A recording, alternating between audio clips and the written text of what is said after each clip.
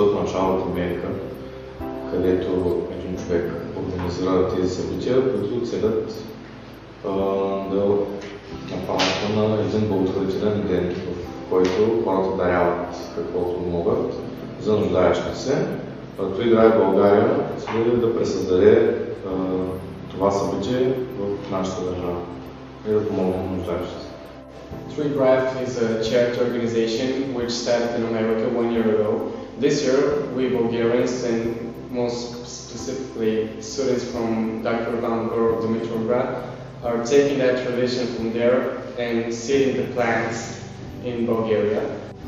При ние чрез социалните мрежи се организират събития, които набират средства за сиропиталище или за подобни каузи за хора, които имат нужда от помощ. It's all about charity. We donate money, toys and clothes to orphans or whatever they need in the orphanages.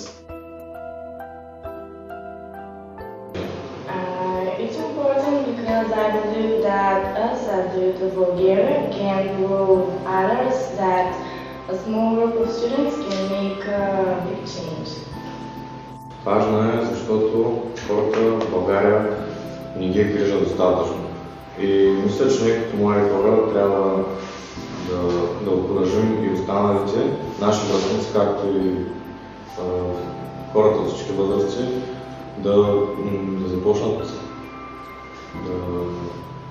да мислят и за другите, не само за себе си. И да помогнат според новото. It's extremely important to me because I've always wanted to help people, no matter what age, and especially when it comes down to orphans, I'm extremely sensitive. Тази организация е важна за мен, защото искам да убедя хората в България, че не всичко е материално, че младежта в България може и има желание да подпомогне тези деца.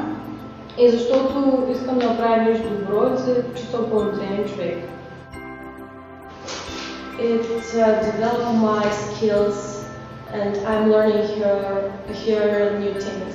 Like using social media not just for fun but to make an organization to lead it. I want to make kids happier and to show society that we can change things.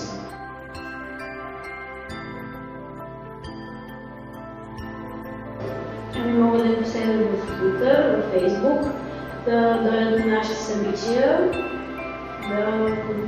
да дойдат първо в училищата и по всякакъв начин. Хората могат да помогнат на нашата организация, като присъстват на събитието, което е организирано на 18 декември в спортна зала Младост. Те могат да донесат дрехи, играчки, книжки, детски или пари.